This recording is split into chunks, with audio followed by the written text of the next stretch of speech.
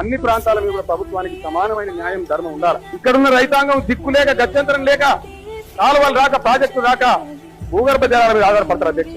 ఒక ప్రాంతంలో రైతాంగానికి ప్రాజెక్టు ప్రభుత్వ సొమ్ముతో కట్టి వెంటనే ప్రభుత్వ సొమ్ముతో చేసి అతి చౌకగా అక్కడ నీళ్లు ఇస్తున్నారు. సంతోషం, ఇవ్వండి, ఇంకా తగ్గించండి.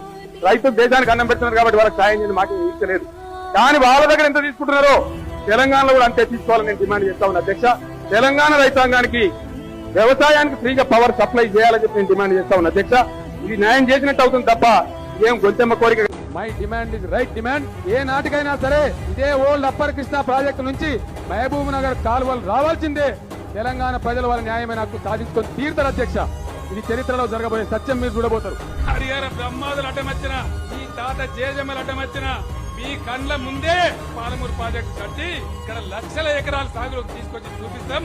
ఇలా పాలమూరు పంపు పొంగు చూస్తే ఒక నది వారినట్టుగా, కృష్ణమ్మ తాండవం చేసినట్టుగా మనసు పులకరించే విధంగా అద్భుతమైనటువంటి ఘట్టాన్ని నా కండ్లతో చూసి నా ఒళ్ళంతా పులకరించిపోయిందని మనం చేస్తా ఉన్నా. ఇంత మంచి కార్యక్రమం చేసి నా జీవితం ధన్యమైందని నేను మనవి చేస్తా ఉన్నా.